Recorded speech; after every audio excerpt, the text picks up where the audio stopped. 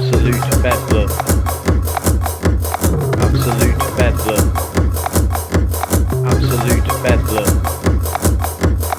Talking about topics and stuff. Absolute bedlam. Absolute bedlam. Absolute Bedlam podcast. Who? What? Where? Why?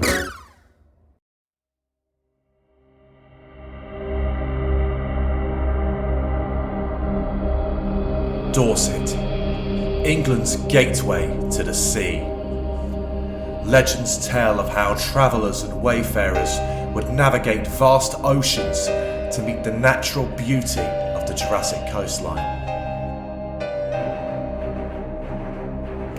As the centuries have passed, only their song remains.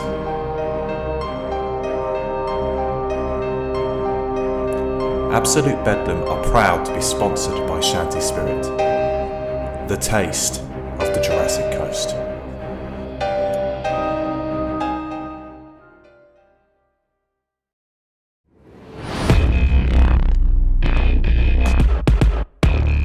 Hey guys, this is Shape of the Dark Lord, and you're listening to Absolute Bedlam Podcast because you are awesome. Check, cash, credit, debit, get it? Oh, forget it, hold up, give me a second. Check it, Mr. Sound Guy in the booth, hey what's up? Please put your fingers on those faders, push them all the way up, so I can holler at all of these people, so I can welcome them as they are entering, so I can let them all know what they're getting, and maybe I'll yell at them. Ladies and gentlemen, I have every intention of giving your disbelief suspension, only requesting several seconds worth of your precious attention, so I can hit the stage and warm it up, it's so cold, here we go, so you thought you might like to go to the show, let's have us a laugh, now lift up your glass, and here's to what's hoping it lasts, I'd like to introduce you all to your opening act, yeah! Good evening and welcome to another episode of Absolute Bedlam Podcast. Had to get this guy on, Mr. Schaefer the Dart Lord, because we did album 999 promo, and I was quite concise with how long that interview needed to be, and obviously it's yours and MC Lars's baby at the moment, isn't it? But I wanted to get you on for an individual episode to tap on that brain, as it were. So yeah, how's it going? Are you well? Yeah, I'm doing well, and I appreciate you having me back without Absolutely. even without my joyful friend. Yeah, your counterpart. So just a quick disclaimer, I did email Andrew and ask him if he had any questions for you, and he did the most MC Lars thing you could ever imagine. He went to Chat GPT. So I've got quite a lot of questions. Oh my gosh, yeah, that's he loves Chat GPT, and he loves trolling otherwise benign questions with maddening answers. Yeah, I have deleted some of them because they were just so specific. Like the only thing you could have said is yes or no. And I ain't about that life. I like to actually get into people's heads and find out what makes them tick, sort of thing. So we'll start with some Ben questions. We'll veer out into Chat GPT hellscape, and we'll see what comes out the other side. So these meetings are capped to about 35 minutes, and then we'll join the other one. So I'll try and make that as transitional, smooth as possible. So, Mark Schaefer, how was high school for you? High school, wow. I mean, I think it went about as well as one could expect by knowing who I am and what I look like. It was, I mean, I don't know. It wasn't as horrific, I think, as say pop culture likes to reflect it. But I also went to a very, very small high school in a very remote and rural small town in the Midwest. I grew up in a small farm town in Iowa, and on one hand, it was very difficult because I, stood out like a sore thumb because I was this weird, sensitive artist kid in a town full of farmers and athletes, and didn't really relate to them. But on the other side of that, I feel like I kind of benefited from that because I did stick out like a sore thumb, and I did like leave kind of an impression where I might have otherwise been just kind of lost in the crowd of misfits that my school didn't have. So Mm. I would imagine that everybody that I went to high school with still has like vivid memories of the weirdo gifted kid who who was just not um, interested in any of the same things that my classmates were. Yeah. Is there a sort of one line sort of sentence that you can remember on your report card? Like Ben was good at some things, but he didn't really apply himself as much as Uh, other students or whatever, you know. Maybe my junior year of high school. I was always I always got very good grades, and I was always praised for being a smart and gifted kid. Which, if you've seen any of the memes in our adulthood, means that I've grown up to be anxious and depressed because that's Yeah, just how it ended up working. yeah, Yeah, my junior year of high school, I got into some trouble for smoking weed. And so then, yeah, that year, oh, every teacher it was just line after line of, oh, he's got such a sharp future ahead of him, and he's so talented, but he's just throwing his life away. So it got very dramatic that year. yeah, yeah, But then I spited them all by continuing to get good grades and continuing to smoke weed. So, yeah. haha, it's all done in your face, teachers. Fight the power. Fantastic. Yeah. What's the naughtiest thing you or one of your friends or just someone from a class at school you can remember doing? Wow. What did I do? Well, I know when I got in trouble for smoking weed, I had to serve a day of in-school suspension, which was like this small like closet, like a storage closet that they basically used for all of like the bad kids would have to go. And there was a shelf full of books that I must have defaced every page of those books. And I hope that they still get pulled out every now and then to find, like, as they flip through, to find like weird drawings of devils and skeletons or weird cryptic message scrawled upside down in between the lines. Um, that was the legacy I was trying to leave. I Yeah, don't know. I never received any reports. I never didn't keep in touch with my high school, but yeah, that was, I mean, getting caught smoking weed, and this was like the 90s in rural Iowa. I mean, I might as well have been arrested for manslaughter. It was such a serious offense. That was probably the naughtiest thing that I did that yeah. I got caught for. Fair enough, fair enough. Bit of a rogue one, but Mhm. what's the best Beastie Boys album? Yeah. Um, my opinion on this subject changes frequently. I am a very, very serious lifelong Beastie Boys fan. Mhm. Um, and though I have moments where I start to learn to appreciate some of the other records, my favorite one remains Check Your Head, the one from 1992. It's the one where they really first started playing their instruments and developed that kind of heavy, distorted vocal sound. It ended up being kind of just a blueprint for ill communication, but I think Check Your Head has more songs on it that will still get stuck in my head, you know, 30, 40 years later. Yeah, no, fair enough, fair enough. I read the Beastie Boys book, their biography, and they have a chapter titled, one of Ad Rock's chapters is titled, Hello Nasty is our best album. And Mm. then just the text of it is something like, whatever you think is our best album, you're wrong. It's Hello Nasty. And I appreciate how much work they put into that album and how many risks they took and how far they broke away from their formulas for it. I appreciate all of that, but I think as a complete package, Check Your Head is still my favorite one. Yeah, no, fair enough. Occasionally I go on a bit of a nostalgic moment on Spotify and I veer out from the 7 albums that I listen to when I'm not listening to podcasts. So I'll definitely give that one a revisit. I'm sure I've listened to it endlessly, but I tend to go through little spontaneous bursts of nostalgia, as it were. Same. Yeah, there we go. So, ChatGPT time. How did your origin story and transition from metal and punk to becoming a solo rap act shape your musical career up until now? And this is inspired by the KALX Berkeley interview. Oh, wow. That's a challenge because now I have to make sure I say something that is consistent with something I've already said. Yeah. I started out, I did play drums in metal and punk and noise bands for a very long time. And at some point, I started playing around with 4-track. All of my bandmates in my primary band back in college, we were all very obsessed with home recording and just experimenting with different instruments and styles and genres and whatnot.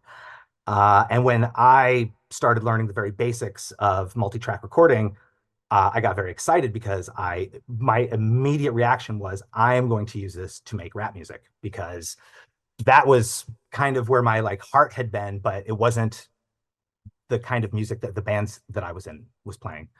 Um, but I feel like I brought a lot from my years of being in metal bands, largely like the theatrics, like the kind of big, like sort of theatrical gestures and lots of descriptions of kind of dark imagery, like, demons and death and the end of the world and whatnot. All of those little bits I kind of harvested from my years in metal, and then took that to create a new stage persona when I eventually decided to start putting my 4-track rap project on stage. And it took very little time for my interest in my rap act to eclipse my interest in performing in the bands, when I realized, like, hey, I've just been sitting behind a bunch of buckets for all these years at the back of the stage, and now everybody seems to be interested in what I have to say. Um, I, I pretty much, that was kind of the beginning of the end for me in those particular bands. Yeah, no, fair enough. Just on that drum playing part of your sort of life and career, do you still occasionally find yourself behind a drum kit, or is that well and truly gone now? Frequently, in fact. Yeah. I moved to New York 20 years ago, and um, in the first few years that I lived here, I became friends with musicians who had also previously been in bands, and I played in a number of tribute bands with them. So full costumes, full stage banter, like just absolute commitment to every detail. And I played drums in a Ramones tribute band, Okay. and that had been incredibly satisfying. Um, and so I kind of like kept longing for, I missed playing drums. I didn't miss playing drums in a band, but I did miss playing drums. And I would periodically go to a rehearsal studio in my neighborhood and just rent out a studio for an hour and just go in there and just bang on drums for a while and just kind of, get it out. But right before the pandemic happened, a friend of mine had given me an old electronic drum kit that she had. I obviously live in a very small apartment. I live in New York City. Can't play drums in my apartment because I have neighbors. But she'd given me this electronic drum kit, and that kind of created a new chapter in my musical career as a rapper starting then. So over the course of pandemic, I made a lot of songs for my Patreon that had live drumming. I mean, electronic drums, but still that I was actually performing the drum tracks. And that kind of evolved into writing songs where I could play drums and do the rapping parts at the same time. And now there's a number of songs that I will put into my live show when I tour, where I travel with an electronic drum kit, and I still get on stage and bang on the drums while rapping. Yeah. It had always been kind of a daydream of something that I wanted to do, and it just took somebody saying, "Hey, I have an electronic drum kit. Do you want it?" Yeah. And that changed a lot. So, not just to turn this interview into something that you've said and elaborating on it, but I've watched a lot of Casey Neistat, Mark. And if there's one thing that I learned from living in New York City, it is literally that you can do whatever you want. You can set up skate ramps, you can drive a disused bus through the city, you can do all sorts of crazy stuff. He's always on like a sort of hoverboard, skateboard thing, vlogging, and so I'm quite surprised that you can't play a drum kit in your apartment, really, because that was the impression that I got. It was a sort of no man's land, just wild west of a state in America, you know? I think I probably could, to a degree, but I think I have too much um, concern for my downstairs neighbors. Yeah, yeah, yeah, When they came yeah, up one time, and they have complained about the electronic drums, even because even though it's all done in headphones, they're still like my foot stomping on the floor on the kick pedal, and yeah, that yeah, like yeah, reverberates through their ceiling. And I don't know, I don't like to yeah, inconvenience anybody. I could, and I could yeah, probably challenge them and say like, go to our landlord, what's he gonna do? Yeah. But I don't know, just out of common, just being a kindly neighbor, I've Yeah. to do that. Yeah, I've got way too But much yeah, but that is a self-awareness. pretty Yeah. accurate, like artistically, yeah, you can kind of do whatever you want in New York City. And Yeah. not only will it be okay, but I mean, people, in lots of cases, like won't look up from their phones because Mm. what are you going to show them that they haven't already had to interact with on their morning commutes already? Mm. It's a pretty weird place. Yeah. Like right now I'm on flat 2 of a 3-story building, and Mhm. occasionally our neighbor upstairs does like deep Buddhism meditation. And we only notice it when like the TV's not on, or we pop from one room to another and we start hearing this chanting. But some people, man, they don't give a fuck what they do. Like, No, especially no. in flats and stuff. Like, I've always been so like conscious of noise, and like, I'll listen to stuff in my headphones rather than play it out loud on my phone. And I think a lot of that's just completely fallen by the wayside, especially in the UK, from what I've seen. People just playing stuff on the bus, people Yeah. just taking phone calls, screaming, shouting, swearing on the phones and stuff. But yeah, Yeah, there we there's like go. a kind of I think in large cities there's a point where there's this kind of entitlement that comes in when a person is like, I pay so much to deal with the cost of living here. I should be able to do whatever I want, whatever I want. It's my right. And I kind of understand where that Yeah, mentality comes from, but I don't understand when it's done at the expense of the comfort of other people that really don't need to suffer for your art, you yeah, yeah, know? yeah, yeah. I completely understand. Yeah, I know what you mean. Um, Completely different question. What was Mhm. the motivation behind creating different voices for a variety of fictional rappers in your early work, and how do you view this creative phase of your life now? I oh wow, Lars. So yeah, the early rap songs I made when I first learned the basics of working on a 4 track was pretty terrible material, as should be. If it's nobody should start out doing anything and be great at it. And I made some really crass, sloppily produced, um, problematic material. Hmm. And I think there was some kind of like there was a part of me that was kind of self-conscious about it and knew that I was going to distribute these tapes through like local record stores, but I didn't really want a lot of attention on me for it. So I created this whole fake group and did a number of fake voices. Right. Uh, Mostly, yes, as kind of to help maintain my secret identity. But that ended up being beneficial because over the years I've done a number of songs where I play a couple of different characters that will kind of work off of one another, and having like some history with um, doing characters and doing voices has been beneficial for that. And it's also Yeah. been beneficial because I do voiceover work Okay. in addition to rapping too. So I think that doing those voices and just doing impressions in general throughout my life has kind of been just another element that's informed what my career is now. Yeah, that's interesting. I'm looking at doing some voiceover work myself at some point, so I might have to hit you up on You that. got a great voice for it. Thank you. Yeah, try my best. Apparently, I sound really posh, but I only hear myself in my own voice. So, but yeah, Sure. so Well, the industry's definitely moved away from wanting that kind of yeah, stereotypical like movie trailer voice, and yeah, yeah, yeah, things, especially like books on tape now, they prefer to have more human, natural sound, yeah, like regular, like people sounding voices, that as long regular. as you can enunciate and speak clearly and Yeah, know how to pace yourself, then yeah, yeah, you're you're good. yeah. I'll bear that in mind. Thank you. Um, what were the challenges and realizations you faced in balancing humor and respect for the hip hop genre in your work? That's a pretty good question. Um, it's it hasn't always been easy. I think especially early on when I didn't have much of an audience and I would do a lot of DIY touring, Mm. and travel around and play very small shows and very small turnouts to rooms full of people that where I was basically a stranger. I think a lot of times I got some criticism in people's blogs for it would be presumed that I was somehow making fun of hip hop because I would perform rap songs and I would get laughs from the audience during it.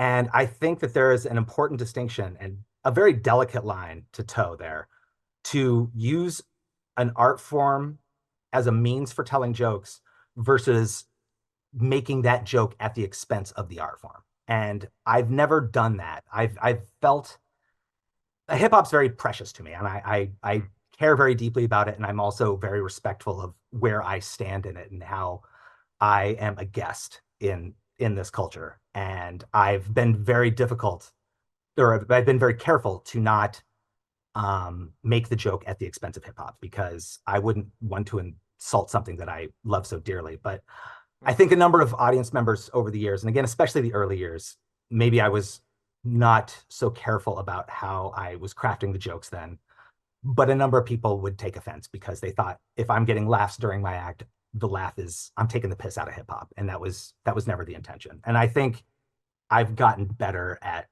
towing that line over the years, because I still like cracking jokes, but I also still love hip hop deeply. Yeah, I think if you listen to it like constantly, like daily, like you almost spot things in it that you can make fun of. Like when you live in that world, it's not rude not to, but it's almost a response Mm, to the shortcomings of it, or the endless talking about, rapping about money. And I started, like you said earlier, like with a mixtape, and now look at me, I'm sat in a $7 million mansion and I've got women all around me, and there's at least one of those songs per rapper nowadays, So yeah, I think sure.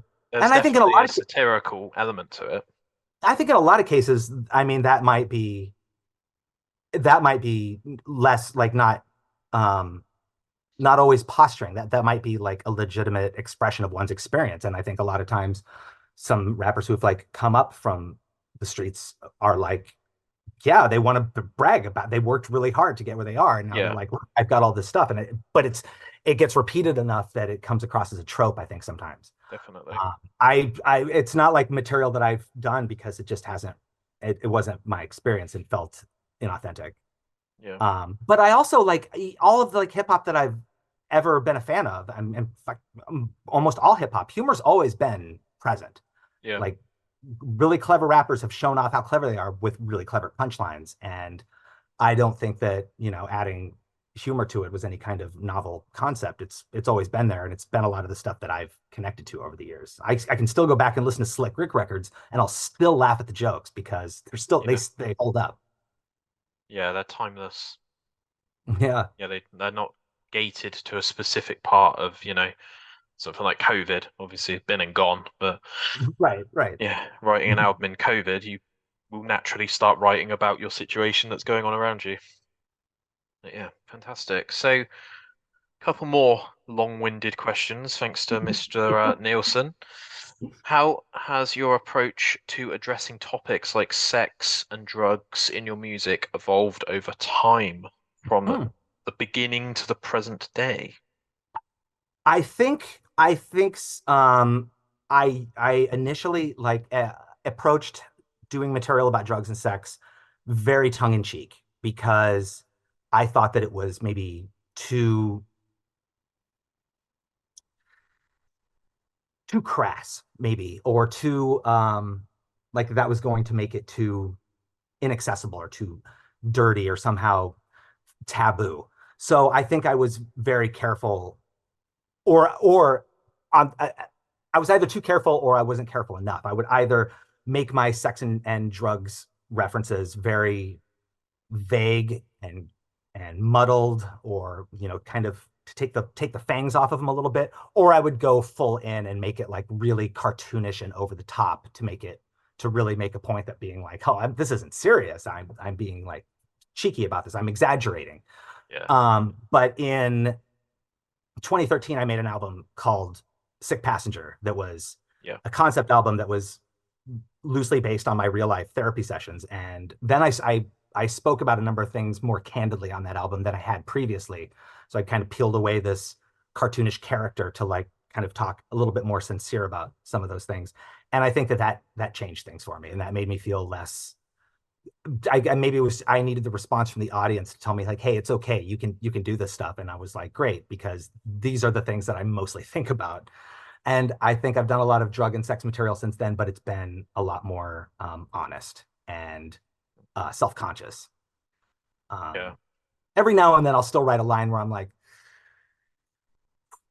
it's a little blue for me, but I'm gonna give it a shot.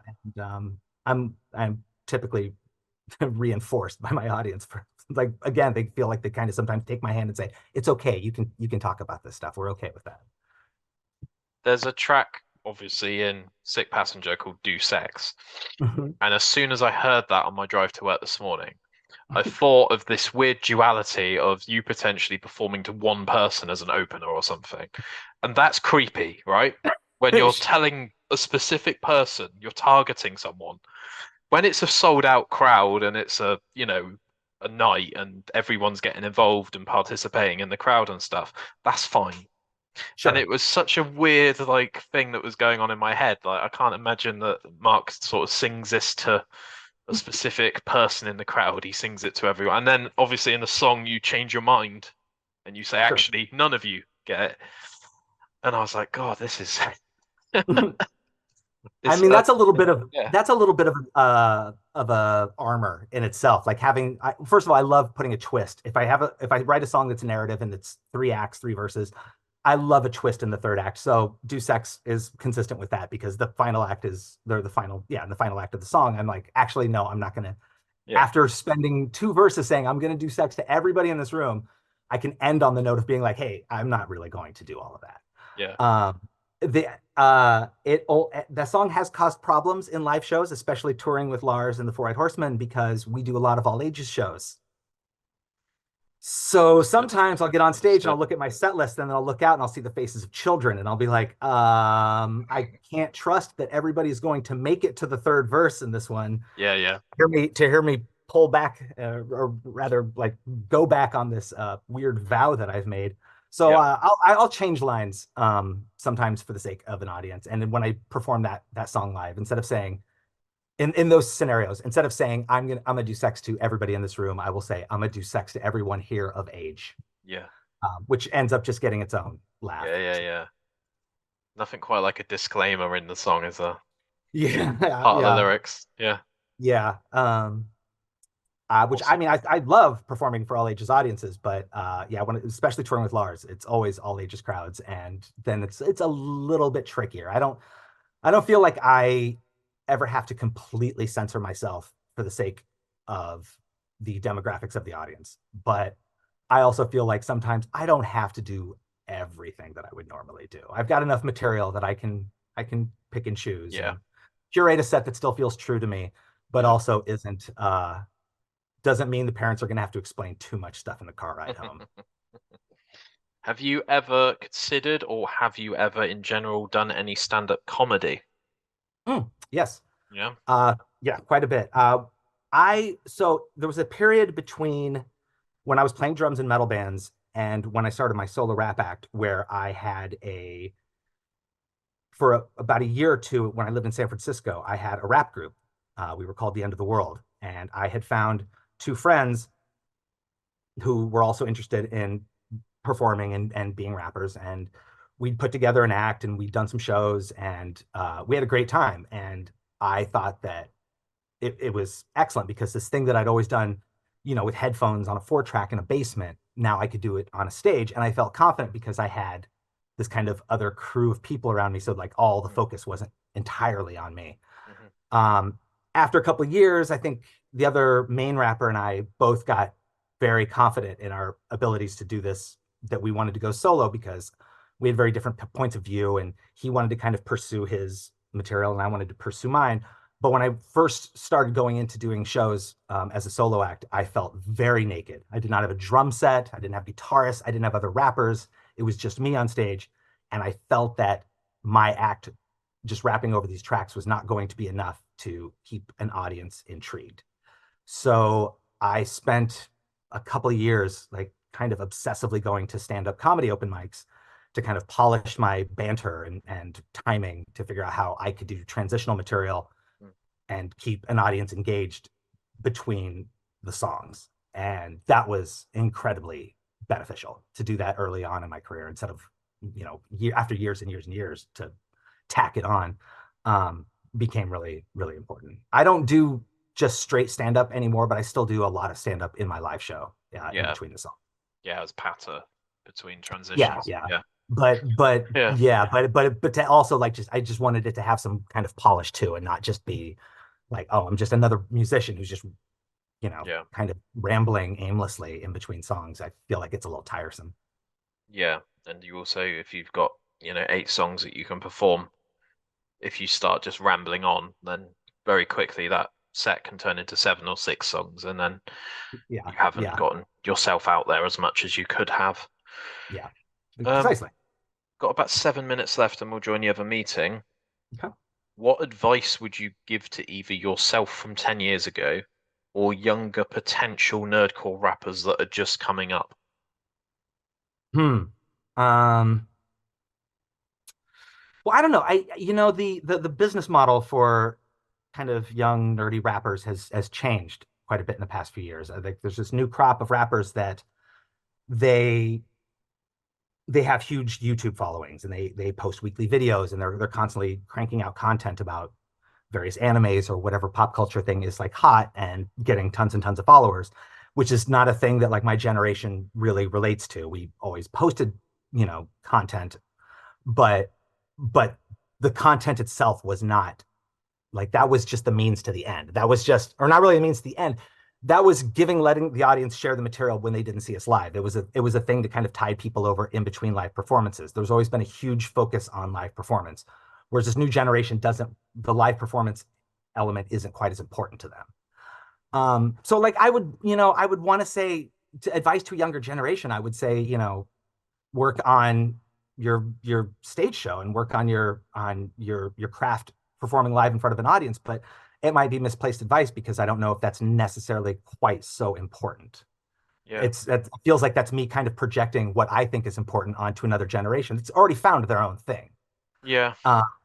But I do, when I hear about so many of these like young rappers and having these like astronomical YouTube numbers and never doing live shows, I don't understand, because it hasn't been my reality. The performance part has always been my absolute favorite part of the whole career. And if I were to go back and give that advice to my younger self, I'd say like, hey, work on making more regularly released YouTube content and get ahead of this thing before a bunch of kids show up and show you how it's done. Yeah. I think someone that absolutely nails this, in my eyes anyway, is Bo Burnham. He pops his head up, says, I'm just about to drop something, gets 3 million likes, drops the thing, goes, cheers guys, see you in 6 years. Yeah. Doesn't tweet, doesn't post anything to Instagram. Occasionally he'll post something about merch, goes back in his hole, has a look at the world, does a bit of social commentary. Hey guys, got a new special coming out. And I'm like, fuck me. Like, that's almost like the way to do it. But pre-internet, that was the only way to do it. So it's like a weird juxtaposition sort of. Yeah. I think that's the dream business model for me, because despite having a job that requires me to be hyper social, left to my own devices, will always be a recluse and will always kind of just hide out at home and make things. But like, feeling an obligation to like maintain this presence and maintain these followers across various social media platforms, is really tedious and time consuming. And oftentimes I feel resentful about it, because that's not the thing that got into doing this. I just wanted to like make songs and do shows. Yeah. So yeah. And I used to be much less prolific, and there would be years between new albums. I would do shows, but I wasn't, hyping up any new releases. I make a lot more stuff a lot more quickly now, but I don't know I think my reclusive tendencies are still kind of present, in that I'm still like, after I drop like 2 things in a month, I'm like, I would like to just go ahead and hide now for a while, and then Yeah. come back with when I have something else to say, instead of feeling like I'm constantly chasing or maintaining the followers that I have. Yeah. So I good think job, Bo Burnham. it's very important to have nothing to say sometimes, I think. Because Ah, you're just constantly like, what do you think about this? You know, like you're tweeting like, hey guys, like ask me questions. And mhm. one of my friends who's actually the editor for this podcast, hi John, says do an animation, John, for this bit. He says, how can I miss you if you don't go away? And I think that's quite a powerful sort of sentence because like you say, everyone's hyper online and this thing is just endless and doesn't tell you to not go on it at 4 a.m., you know?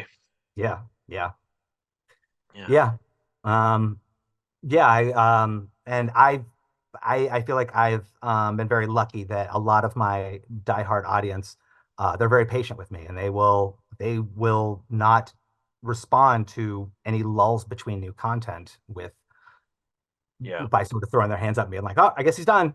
Like Yeah. they still understand that sometimes I just need a break from it. Completely. Yeah. Speaking of a break, nice segue. Have Awesome. a quick break now.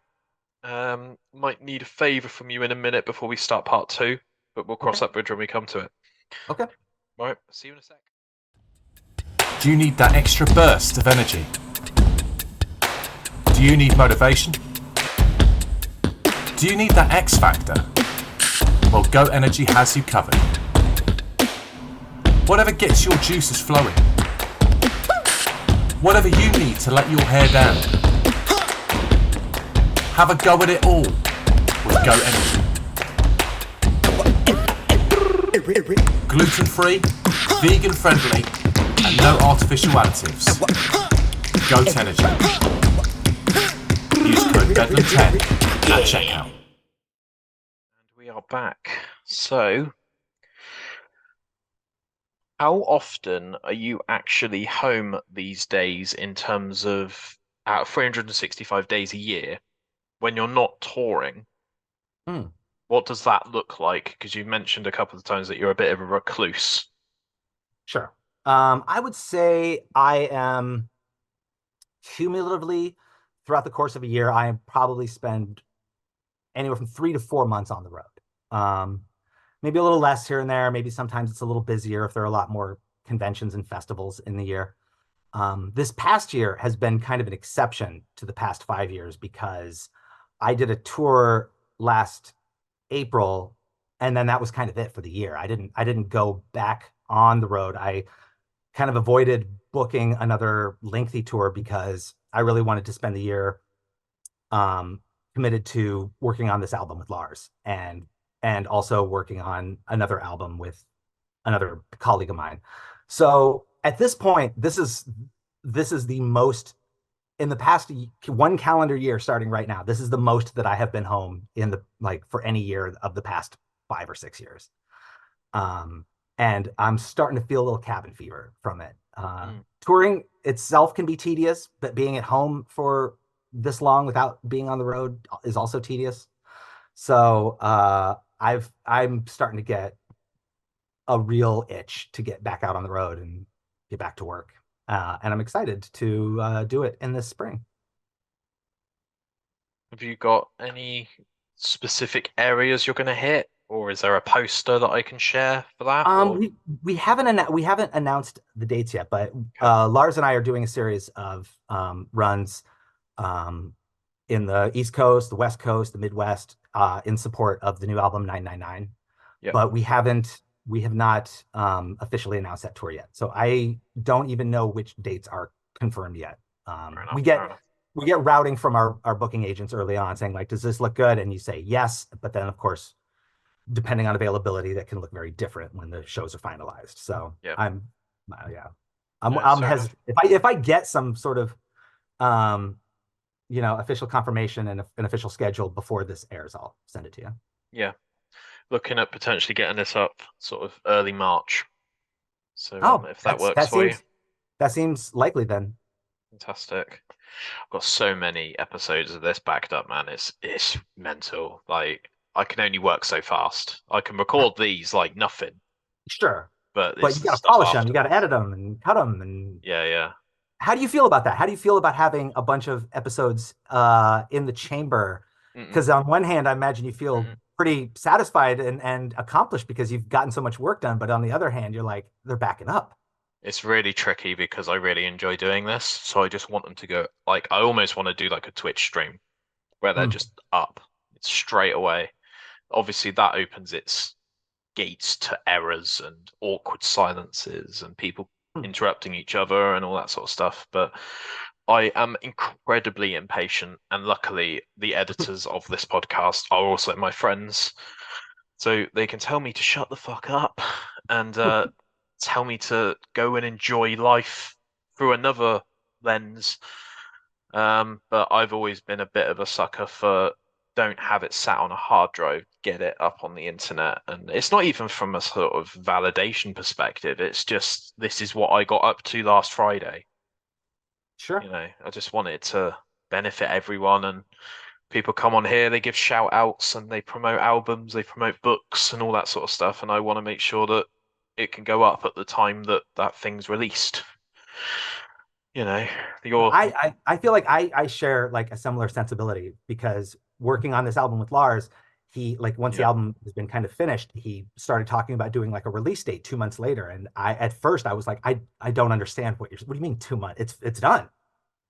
We made the thing, you make the thing, you yeah, put the yeah. thing out, and then you make the next thing. I don't understand what this waiting is, uh but then uh, after talking about it some, like he had a clever marketing plan for the reason why we should wait Yeah, to release it. And I appreciate yeah, that because that's a skill set that I don't really have. I get very impulsive and very impatient, and I'm like, I made the thing, it's done, let's go, keep it moving. yeah, yeah, yeah. Speaking of which, 999 album promo will be out next week, which is why this one's going to have a bit of a lag. But yeah, fantastic. I'm glad that you share the same sentiment and I'm not going completely insane. So thank you for No, that. no, no. I just want to keep making things. That's it. That's it.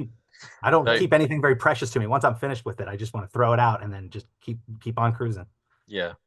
You mentioned in our 999 promo interview that you grind really hard on Patreon. Mm, yes. Is Patreon still the number one perk unlock platform to beat? Because I feel that there should be a musical version of Patreon now. It's like how many years old? Like 12 or 13, and it Not sure. still seems to be the top echelon of if you really support me, then financially, what do you think about that?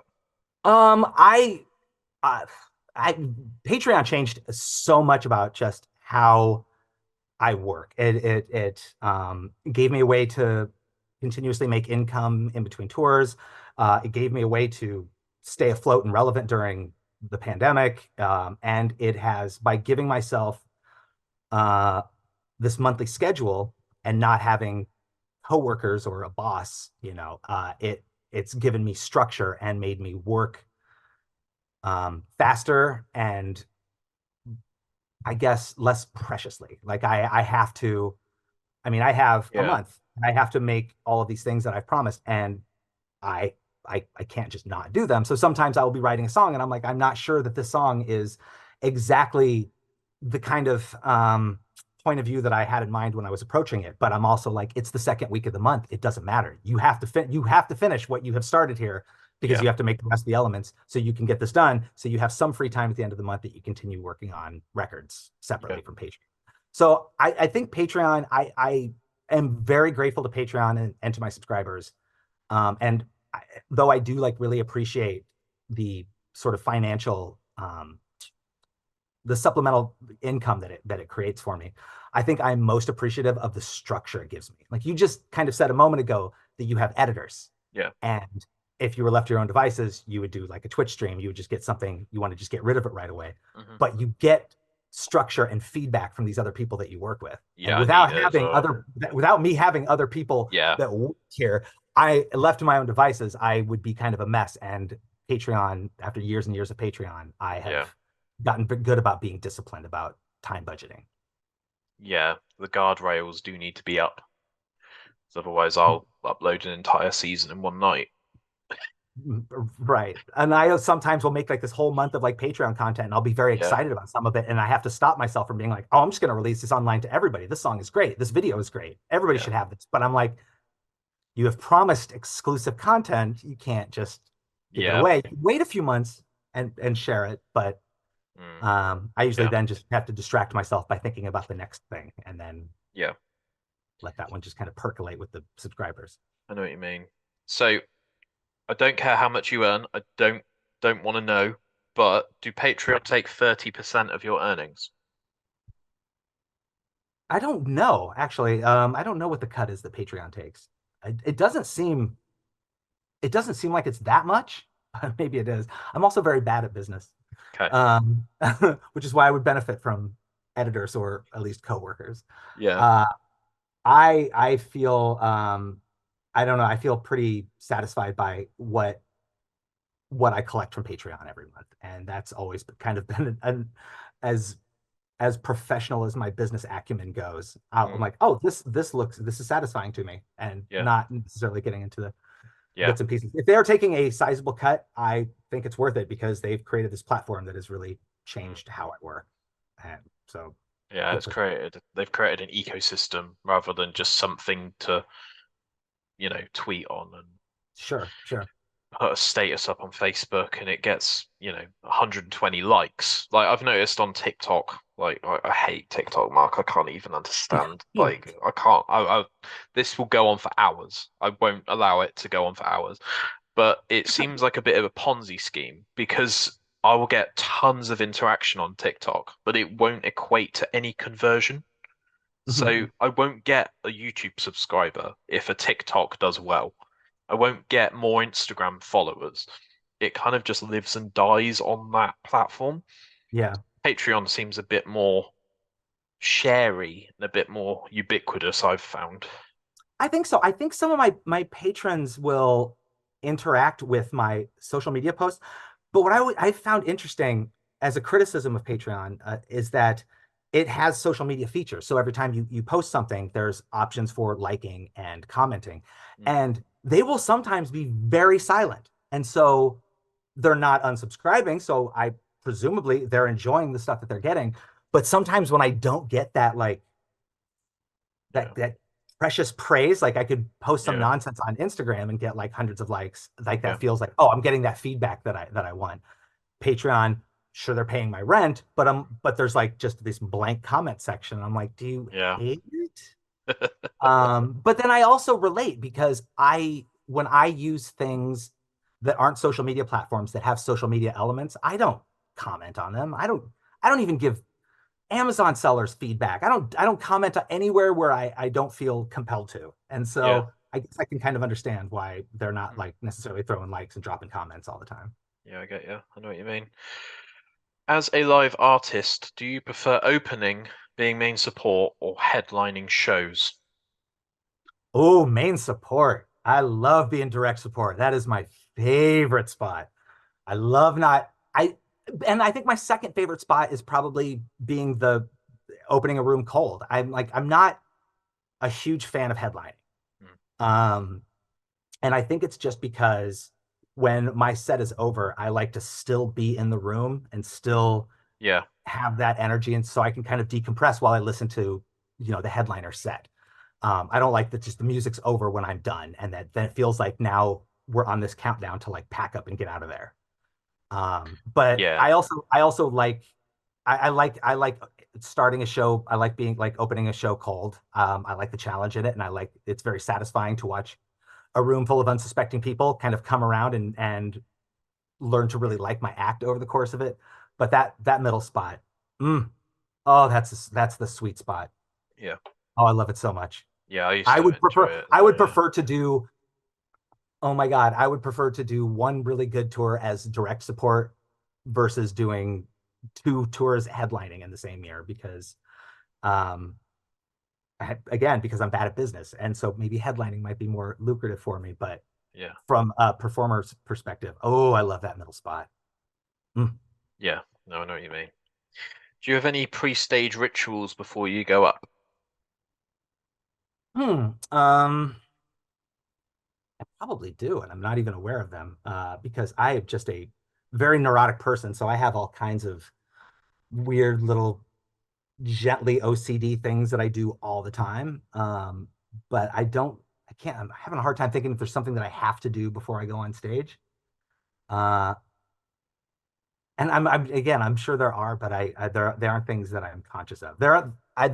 I would have to like not do one once and then realize the absence of it as I was going on to be like, oh Yeah. shoot, I do this every time. Yeah. Yeah, I Yeah. I'm usually pretty just excited to get on, but I'm really obsessed with the merch table for some reason. I'm really obsessed with like the presentation of the merch table. Okay.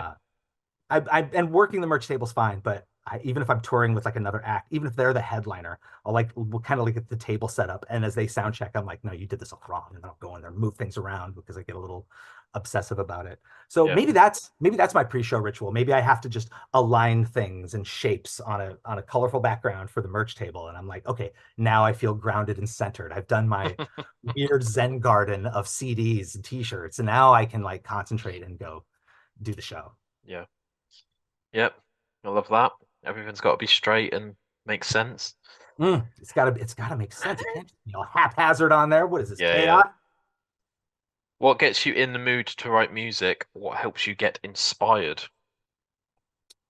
Um, Good question. I when I come up with an idea and then it's time to like execute that idea and start writing. I just admit like smoking weed is a big part of my writing process, but that's kind of where it ends. Because I don't smoke weed when I'm recording or editing music, because I feel I get too distracted or sidetracked or something, and I never smoke weed before I go on stage.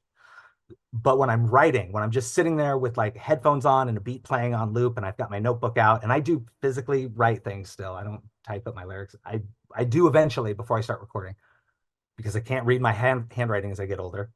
But when I'm actually just writing the song, once I've got the idea and now I'm executing that idea, then I smoking weed is a big part of the process, but only for that part of it.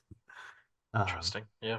I have so many fans that'll show up at shows, and I know that I've made a lot of references to smoking weed, and they'll show up at the show and they'll want to smoke weed with me, and I'm like, oh my God, what are you, crazy? I can't do that. I have to perform tonight. Like, that's not a thing that I could possibly do, but I will when I get to the hotel when you're not around. Yeah, yeah. I'm not Wiz Khalifa, guys. I have to actually Yeah, work and do stuff. yeah. Fantastic. When did you first get into Batman, and who do you think is the best actor to play him? Wow.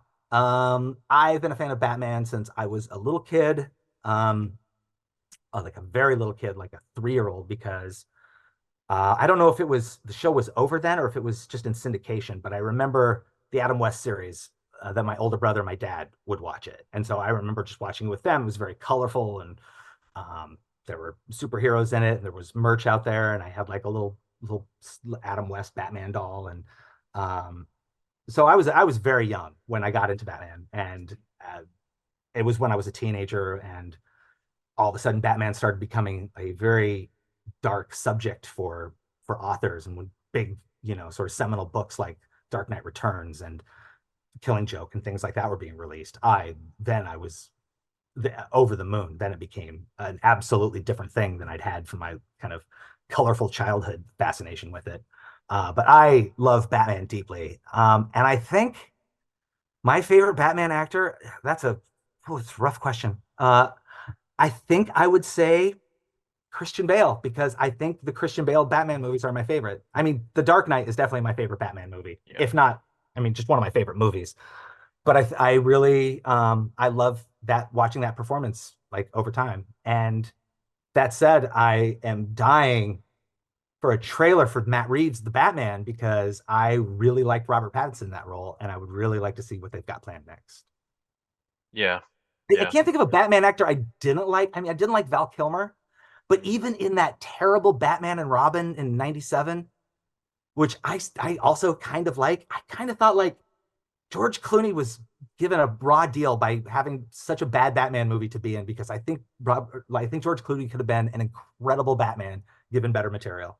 Yeah.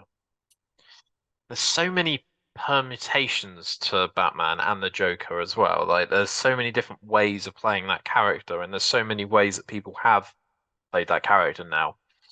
And I've never really sort of experienced anything quite like Batman in terms of having that variation, and I'm going to approach it in this style, and Adam West is going to use shark repellent spray or whatever it is, isn't it? It's just Yeah. yeah, It's yeah, I think it's interesting because there's so many different versions of it. So many different actors and voice actors have had a completely different approach to the character. And yet there isn't one that's like universally like, oh, everybody recognizes this is the Batman. Like yeah, fans still find things to appreciate and are not unanimous in their feeling of who is the best Batman. yeah, Um, Kevin Conroy, absolutely an incredible voice actor, and his performance of Batman in the video games and the animated series, iconic. I love it so much. yeah, So it would be a contender for me too if I yeah. struggled to pick a favorite. Speaking of potential controversy and who's done the best version of this, favorite Star Wars film? I'm going to let you pick two because I know Okay, that this is a hell of a question. sure. Um, and you're probably letting me pick two because you know one's going to be The Empire Strikes Back because I'm a middle-aged man who has been lifelong Star Wars fan, and we are very cult-like in our praises and defense of The Empire Strikes Back. It's I'm a cliche, I'm a stereotype. That's my favorite my favorite Star Wars movie. Yeah, To pick a second one, yeah, made it worse. yeah. Um, I would say, and maybe this is going to be controversial. It's tough. It's either Return of the Jedi, which I think gets a lot of unnecessary criticism, but also is very special to me because even though Empire's my favorite, I saw all of the Star Wars movies in the theater when I was a little kid, but I was old enough to really be obsessed with it when we got to Jedi. So that partially built Death Star and Jabba the Hutt, all of that, the Emperor, all of that was really crystal clear and to me as a kid. It wasn't like I understand the imagery of it. I understood the story of it that time. So that one is very special to me. But if I want to make it real controversial, I would say like a contender for my other favorite Star Wars movie is maybe The Last Jedi, the Rian Johnson one from Okay, from the sequel trilogy. okay, Uh, and I realize it's controversial, and knowing that it's controversial makes it even more attractive to me because I've spent so many years fighting with Star Wars fans online that are just constantly complaining about how Star Wars is being destroyed and this is yeah, yeah, ruining Star Wars. Oh, Disney ruined Star Wars, and I'm like, there's so much Star Wars. Why are you complaining about how you get a ton of the thing that you yeah, like? yeah, yeah, yeah. Don't focus on the negative, guys. Just enjoy the Yeah, positive and enjoy the things that you do like about it. Yeah, yeah. I like The Last Jedi a lot because I feel it deviated from so many things that are formulaic about Star Wars movies. There's no lightsaber duel in it. mm, If you think about it, there's two people fighting with lightsabers together, and then there's a person having a lightsaber duel with an illusion, but there's not a proper lightsaber duel in it, which yeah. makes it different from the rest of them. I quite liked Revenge of the Sith because I've genuinely forgot that Anakin turned into Darth Vader. So I was like, this guy's an asshole. Why is he killing kids?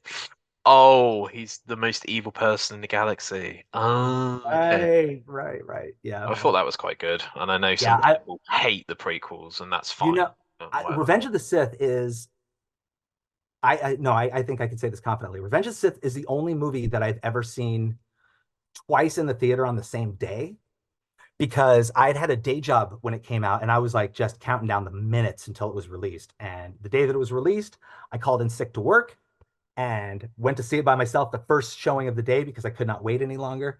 But then later in the day, my fellow coworkers were like, "Hey, you were sick today. Are you feeling all right? Because we're going to go see Revenge of the Sith tonight." I couldn't say like, "Oh, I'm not going to go," because they knew how obsessed I was. So I was like, "Yeah, Mm, I'll go. I didn't see it already." So that was quite a yeah, bit. That's like 5 hours of time in the movie theater to watch one movie twice in a day. That yeah. was quite a bit. But yeah, I love Revenge of the Sith too. Love that, love that. Okay, so this one might not land. It's a question that I usually ask people from the UK, but I'm going to try my best. Okay. I'm nothing but adaptable, right? Okay. When you got to take the trash out, Hmm. over here it's just called the bins. Hmm. Do you know what day you have to take the trash out, and do you know which trash can, recycling bin, etc., you need to take out, or has it gone horribly wrong in the past? No, I benefit. I live in a building with a lot of units, so each floor has its own trash floor, but and very clearly labeled. There's a garbage chute, and then there's like a recycling bin. And I know that garbage collection for our building is Tuesdays. Yeah, But I take out the garbage several times because, again, it's a small apartment. And because it's not filling up this larger can, it just goes down a garbage chute. yeah. I like maybe once a day or every other day, I take the trash out. So that happens pretty regularly. But I do still know the day that garbage pickup is in case we want to get rid of any kind of like large furniture or anything. You have to wait till Tuesdays. Yeah, Uh, but yeah. but yeah, I use the recycling bins properly. Well done. I'm proud of you. Thank you. Thank Do you, you. do you believe in any ghosts, paranormal events, occurrences, anything superstitious, or just anything a bit strange? All right. I had a conversation about this recently with somebody. I would say when it comes to ghosts, I am hopefully agnostic. I don't I don't really believe in ghosts because I have yet to see anything that I've yet to have an experience with like a supernatural presence that I couldn't explain, that I was like, oh, that was a ghost. I know tons of my friends have experiences and their stories, they sound very credible. Yeah, It feels like they really believe them. I haven't completely. had anything like that. And until I do, I just don't believe that it really exists. But given who I am and that my stage name has Dark Lord in it, and that I've written songs about ghosts and monsters, I desperately want to have an experience, a ghostly experience. I want to, I feel like I've made my entire being so open to the idea because I want some sort of spectral something to present itself to me so I can believe, but I don't. As far as like other supernatural things, there's a lot of things that I really want to believe in, but again, until I have like credible a credible experience that I have firsthand, I can't really believe them. But that hasn't stopped me from being an enthusiast. I love podcasts about the unexplained Yeah, and the supernatural and yeah, yeah. documentaries, but I just I haven't yet. So, according to Google, 19% of Americans say they've seen a spirit or ghost. So, without Hmm. sounding like I'm calling you out, do you think you've looked hard enough, or are you expecting it to come to you? Um, I I don't know. I mean, things. I think I've had unusual things happen that if I had been as ready as I claim to be to like accept it as like a ghostly experience, I could have seized on a number of these things already and been like, oh my gosh, that one time when I Yeah, was in that okay. one house, that was definitely I saw a ghost. Yeah, But I haven't because every time I have one of those and then I catch my breath and I calm down, everything that has seemed unexplainable at first can be explained. yeah, And I just want something that I cannot explain to happen. yeah. You don't want it to be exaggerated, but you also want it to floor any logic that you put towards it. Yeah, and also like at this point, I feel like I've held out long enough. I mean, as a kid, I could have made up a dozen stories about ghosts that I saw. Yeah, Um, but because I've remained true and honest about my experiences with ghosts, now I feel like it's got to be something for me to get on board. But I have a list of friends ready that when I do have that experience, I can go to them and say like, "All right, I'm now on Team Ghost because something happened that I cannot explain." there we But go. until then, I'm a fox molder. I want to believe. The Dark Lord podcast coming soon, featuring guest experiences. It's just me having a bunch of like people who are experts on cryptids and me being like a skeptic, being like, You're no, just no, no, like, hmm, that was a weather balloon. That was yeah, swamp gas. yeah, yeah, yeah. It was contrails or whatever the thing was called. Um, Yeah. any questions for me? I'll be as honest as I can if you can think of any. Oh, um, how many episodes of this show have you done so far? I think this might be episode 168. Jeez, how many years? How frequently do you release? So I do two a month as of recently. I used to do one a week, which was just this Ooh, perpetual, like I mentioned earlier, how impatient I am. Stuff was getting stacked up, man, and I was getting stressed. yeah. Um, so yeah, I've been doing this for 3 years, so 52 weeks a year. So yeah, that checks out, 168. Wow, Good fun. that's a lot. That's a dizzying amount of work, Yeah. especially doing them weekly. Yeah, two weekly seems to work better for me because I actually get to like write decent questions and actually check out the person that I'm recording with. Because when you get into that weekly cycle, you just don't have any time to do anything really. And you can kind of listen to the first two tracks on an album that you're meant to be promoting, but it Yeah, starts sort of leaking into your real life. And sometimes it feels like I go to my actual job for a break. sure. And that's not a good way to No. live. Okay, I got Yeah, another of question. course. And where do you live? I live in the southwest of the UK, Okay, Weymouth. Weymouth. Okay. Have you visited the States?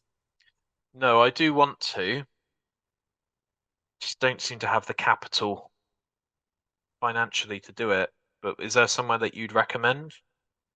I mean, I'm gonna be like a hometown cheerleader and be like, you could visit the States. I mean, it varies quite a bit from state to state. There are like a dozen countries in this country. Hmm. None of them is going to be representative of the country as a whole. Like you're not Yeah, going to have a full U.S. experience if you just visit California, or if you just visit New York, you just visit Chicago, or if you just visit some nowhere place in some like small town in the middle of nowhere. They're all going to be yeah, profoundly different, uh, both in terms of environment and in terms of culture and politics, yeah, whatever. But I am always going to be a cheerleader to say that like, if you do get a chance to visit the States and you can only make one stop, yeah, you can see quite a bit of the country in New York City. okay. We'll And try to uh, and try to I, Peter him. I would love to take you out for a drink. Okay, deal. All right, I'll check my schedule. I've got no joke. I'll send a picture of this to you. Well, me and my girlfriend, I won't take all the credit because I'm not that narcissistic. We've just put up a year planner. Mhm. So we're gonna try and pad out our year. We tend to go to a lot of music shows, like I mentioned to you previously, that I saw Wheatus at Portsmouth. Right. If you guys are equally coming over to the UK and you're playing, I don't know, Bristol, Southampton, London, maybe. I had a great time playing Yeah, record store in Bristol. yeah, Uh, Rough Trade. mm, Yeah, I had a great show. I had a great show there. I had a great time, and I really want to go back to the UK. So yeah, yeah. hopefully that'll Awesome. happen Yeah, later. absolutely. So, plans for the future? Um, wow. Right now, I'm just working on finishing up these things with the last few details for the 999 record. Gonna do some touring in support of it, and I got another record I'm working on with this producer friend of mine, and I'm just gonna keep making things. That's Yeah, that's all I know how to do. I make things, and eventually I see the sun. yeah, Um, so yeah, I'm just gonna carry on doing more of that until I can't do this anymore, or yeah, until people stop listening. yeah, yeah. Always that fear of, am I irrelevant? Yeah, sure, Even I get that. sure. Yeah. Last question, and then we'll wrap up. Is there's 1 hour left before the world ends? Kind of feels like I'm plugging the end of the world, doesn't it? Hmm. Apart from travel time, in brackets, you can teleport. What would you do for that 1 hour for the grand finale? Wow. Um, wow. I've never been to Japan. Hmm. So I think I would probably want to at least see Tokyo because Yeah. um, I imagine they'd probably be pretty calm there. They've got decades of experience with Godzilla to maybe not be absolute hysteria. The States is going to be chaos. Yeah. Um, Yeah. so I think I would probably want to teleport to um, to Tokyo, and I would want to bring my girlfriend with me so we could spend that last hour together. Yeah, I need to go to Japan as well, so might meet you there. Everybody's gonna be real chill. Yeah, I want to do a week in Tokyo and a week in nowhere, like just in a province. Sure. Just have my own Zen garden for a couple of days and just that thing that scares the deers when it fills up with water, whatever that thing's called, the wooden bamboo looking thing. Yeah. But yeah, it's been great speaking to you, and it's nice to actually delve into you as a human rather than just promoting an album for 25 minutes. So yeah, keep in touch. I will. Thank you so much thank you so much for having me on. No problem. It's been a great one. Between you and me, I've just recorded 2 episodes in one night. Yes. So the tax man is going to be right on me because I'm working overtime. But yeah, it's been great. So, keep in touch. And thanks for listening, watching, viewing, and subscribing. Drop a like, drop a subscribe if you're watching this on YouTube. If you're watching this on Spotify or listening to it, then give us a follow and give us some ratings and stuff. And go check out Schaefer. He's got so much content and so many albums. And yeah, I don't know how you do it, but yeah, smashing it. So well done. Awesome. Thank you.